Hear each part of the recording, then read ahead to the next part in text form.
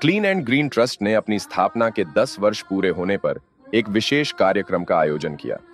इस मौके पर ट्रस्ट के सदस्यों ने हवन कर पर्यावरण शुद्धता और प्रदूषण के प्रति जागरूकता का संदेश दिया।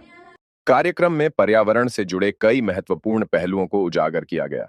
ट्रस्ट ने पर्यावरण संरक्षण की दिशा में बेहतर कार्य करने वालों को सम्मानित किया और अपनी 10 वर्षों की उपलब्धियों को साझा किया। ट्रस्ट द्वारा अब तक शहर में 24 मिनी जंगल तैयार किए जा चुके हैं, जिनमें बड़ी तादाद में पौधे लगाए गए हैं। इसके साथ ही ट्रस्ट का बर्तन बैंक भी लगातार प्लास्टिक और डिस्पोजल उपयोग कम करने का संदेश देता रहा है। ट्रस्ट के सदस्य लगातार पौधारोपण कर और स्कूलों में जाकर बच्चों को पर्यावरण संरक्षण का महत्व समझाते रहे हैं।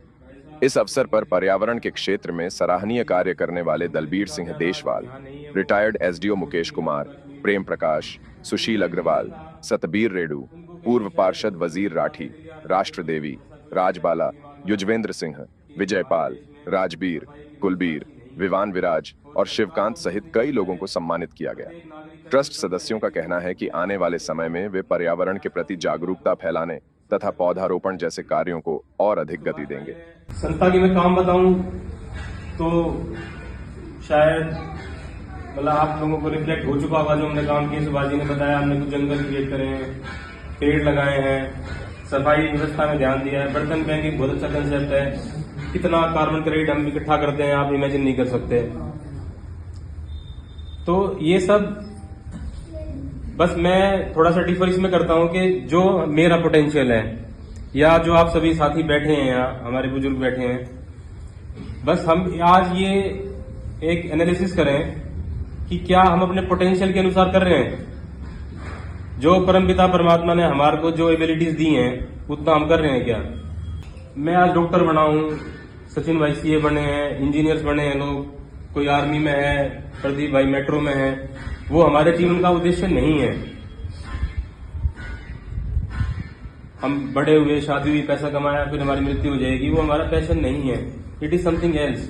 जो क्लीन एंड ग्रीन संस्था का हर सदस्य कर रहा है वो सब अपने अपने, किसी से हम कोई सहायता नहीं लेते। जो हमारी कार्यशैली को देख के हमसे प्रभावित होकर काम, जो हमें कुछ फंड देते हैं उनका हम आदर करते हैं, धन्यवाद करते हैं। लेकिन हमारी पॉलिसी में नहीं है कि हम फंड्स लें किसी से।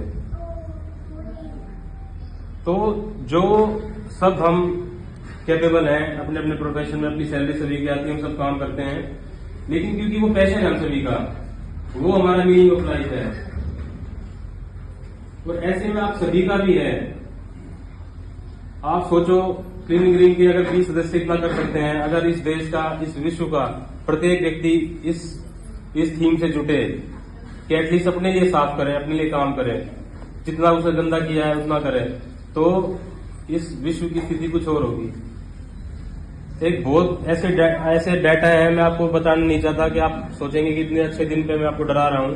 लेकिन जो हमारे इस दिल्ली एनसीआर में जो हवा की स्थिति है वो जीवन के लायक नहीं है। क्योंकि हम यहाँ रहते हैं बरसों से, इसलिए हम रह पा रहे हैं। अगर अमेरिका कनाडा से आता है तो वो रह नहीं पाता है यहाँ, उसको बहुत टाइम लग जाता है उसको एडजस्ट होने में। तो हम कितना पैसा इकट्ठा कर लें, कितने रिसोर्सेज इकट्ठे कर लें, कितनी फैसिलिटी इकट्ठी कर लें, और अगर हम रहने लायक एनवायरमेंट अपने बच्चों को नहीं दे पा रहे हैं, अपने बुजुर्गों को नहीं दे पा रहे हैं, तो ये सब यूजलेस है। तो ये बहुत बड़ी बहस है। मेरी आपसे रिक्वेस्ट है कि सब अपने अपने पोटेंशियल, अपनी कैपेबिलिटी जो परमात्मा ने हमें दिया है उसके अनुसार थोड़ा सा पर्यावरण को भी दें। अपने लिए दें, पर्यावरण के लिए नहीं दें।